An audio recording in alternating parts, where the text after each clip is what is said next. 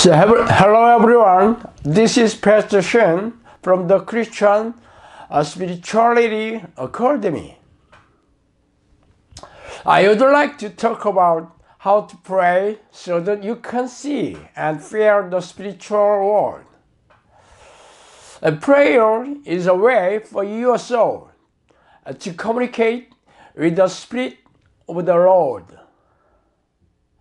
Of course, God's word is another way to meet God. That means that you cannot meet the Lord without the prayer to communicate with the Holy Spirit. However, our churches today do not really know about spiritual prayer, and it is even harder to teach or show how to do it. The Bible says in Ephesians chapter 6, verse 18, and pray in the Spirit on all occasions, with all kinds of prayers and requests. With this in mind, be alert and always keep on praying for all the Lord people. In 2 Corinthians chapter 13, verse 14, may the grace of the Lord Jesus Christ and the love of God and the fellowship of the Holy Spirit be with you all. And in John chapter 15, verse 7, if you remain in me and my word remain in you, ask whatever you wish, and it will be done for you. The passage or talk about what happens when you have deep communication with the Holy Spirit. So, if you want to gain spiritual ability and live a life with the Lord watching over you, you will have to pray in the Holy Spirit and communicate deeply. Only then you will experience miracles throughout your life.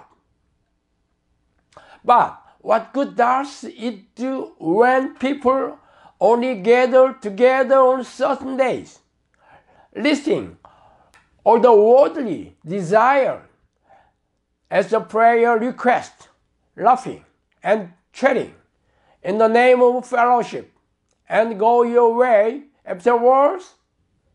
Would God be even interested in those people? The Bible says in Acts chapter 1, verse 8, but you will receive power when the Holy Spirit comes on you, and you will be my witness in the Jerusalem and in all Judea and Samaria and to the end of the earth. If and only if the Holy Spirit comes on you. That is the key phrase. I train people to pray so that the Holy Spirit can dwell within them. Who is the Holy Spirit? Isn't He the God Almighty? That means that your result of prayer will have to be living with God Almighty wherever you go. And that means you need to watch and experience what the Lord does, what miracles He brings, how He walks, things like that. Isn't that what we need, sir? This is the message Jesus had left the apostle right before He went up to heaven. So, do you live as a Christ witness with amazing spiritual ability and gifts? I have trained hundreds of people who ask for my help, who ask for me to train them how to pray. There are more than 100 graduates. I think there were about 1,000 people that ask me for help and start the training. But a lot of people, other than the graduate and the ones that I'm training right now, quit in the middle. Do you know why? Because this praying method is too hard, and because people don't have enough time to do this. According to the quitters, there was a sister who asked for help. I told her to pray for an hour in the morning and an hour at night. So look at me with disbelief. She had told me that she confidently believed the Holy Spirit lived within her, but she felt that the Holy Spirit presence was pretty weak. Didn't Jesus say we need to be always awake and constantly praying? Apostle Paul also said, pray constantly. The word constantly in the Greek is the adialeptos, and it translates to incessant. Pray incessantly, pray constantly. They all mean the same. Samuel said that it is a sin to stop praying. Anyway, I guess she thought my demand for her to pray 2 hours a day was ridiculous. Sometimes in the past, the Holy Spirit told me to pray like Daniel. Daniel prayed 3 times a day, and the apostles and the followers of early churches also prayed 3 times a day, following their predecessors.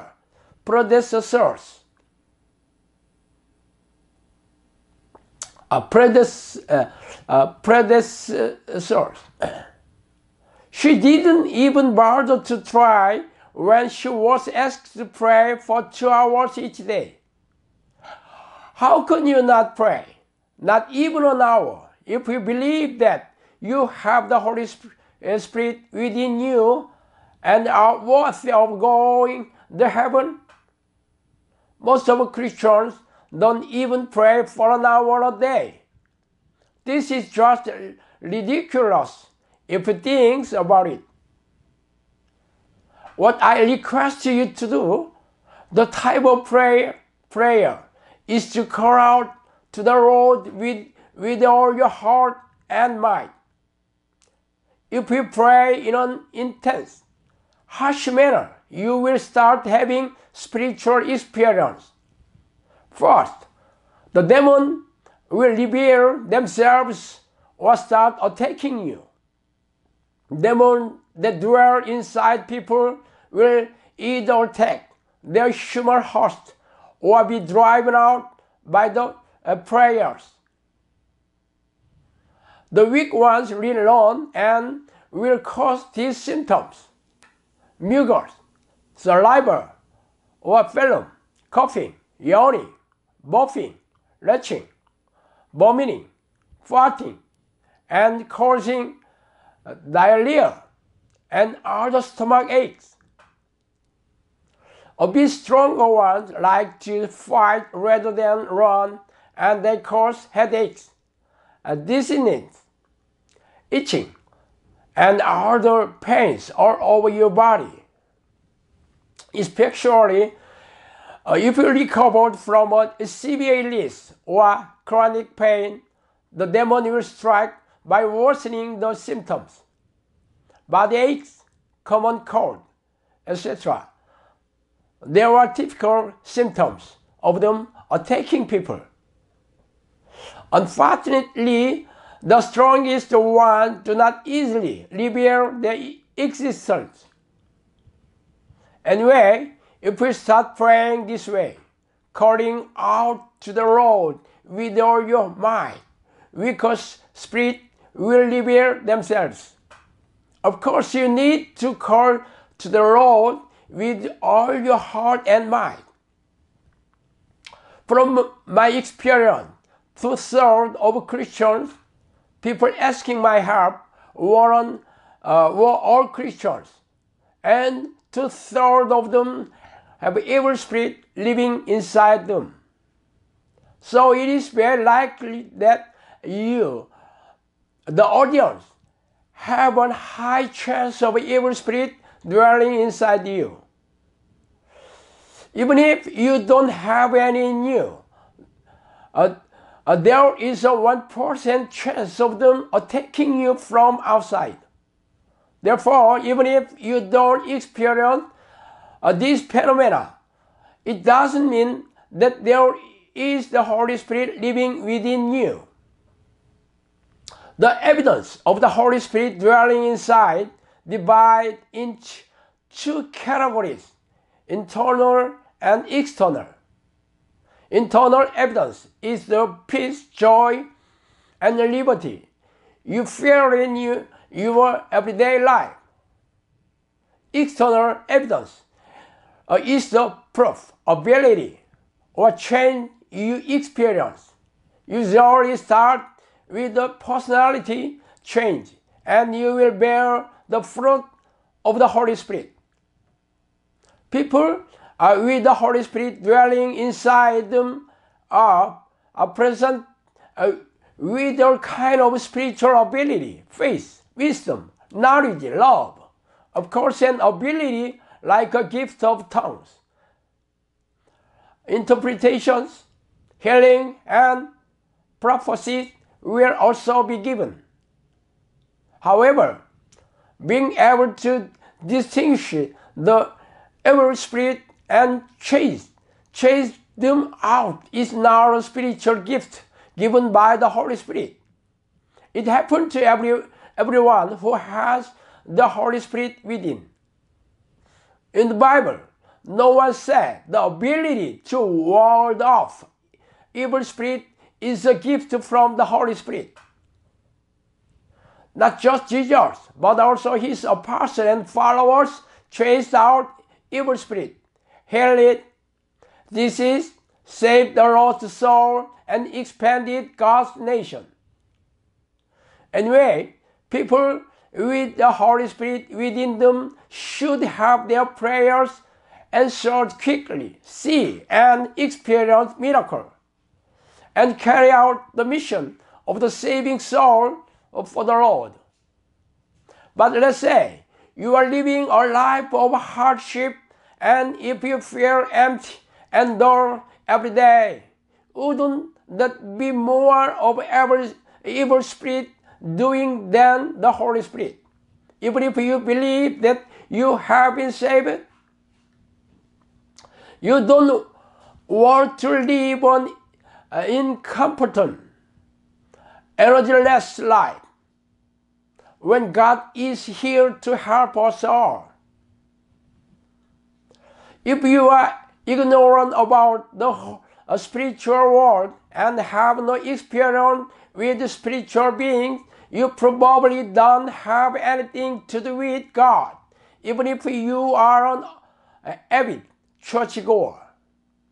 And if people like you who have nothing to do with the Lord leave this earth, wouldn't you be on the fast track to hell?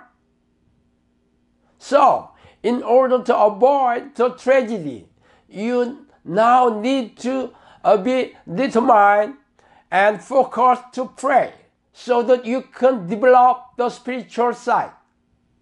Having spiritual eyes mean that you can discern what is spiritual or not.